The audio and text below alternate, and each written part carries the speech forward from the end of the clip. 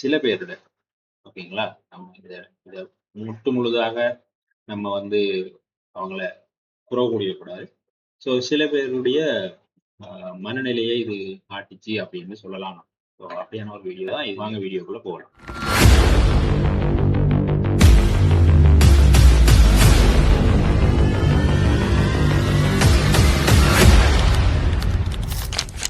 வயோதிபரை interview பார்க்குறாங்க.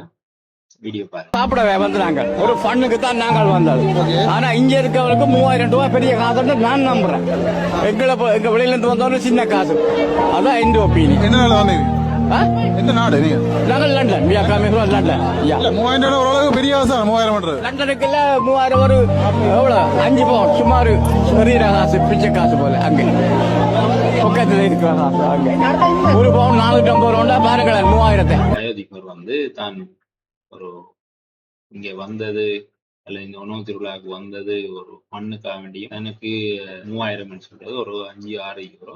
So அது தனக்கு ஒரு பிச்சை காசு, சும்மா அப்படி தூக்கி கொடுத்து போற காசு அப்படின்னு சொல்லி முடிச்சிருப்பார். இங்க இருக்கு முடிக்கல. இங்க இருக்கிற ஆட்களுக்கு வேணும்னா இது 3000 ஒரு பெரிய காசா இருக்கலாம். எங்களுக்கு அப்படி இல்லை, நாங்க பண்ணு தான் வந்து நாங்க சாப்பிட வரேன்னு சொல்லி முடிச்சிருப்பாரு.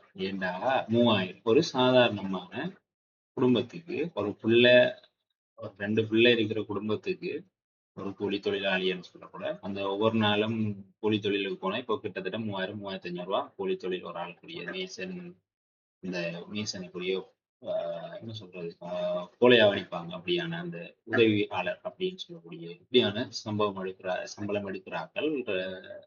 அமௌண்ட் வந்து 3000-4000 தான் இருக்கு.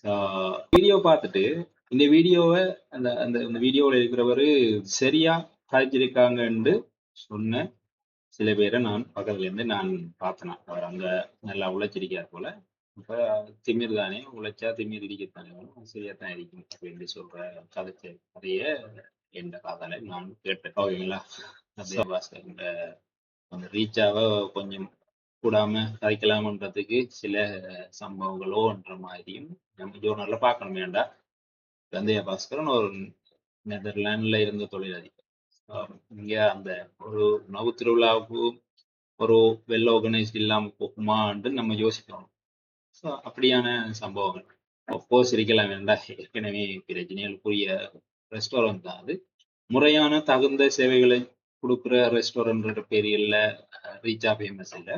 முறைகேடான ரொம்ப கொள்ளையடிக்கிற வெள்ளைக்காரனுக்கு பிரைஸ் டேக் வைக்கிற மாதிரி நம்ம நாட்டில் இருக்கிற சனத்துக்கு விற்கக்கூடிய ஆக்கள் தான் வாங்க.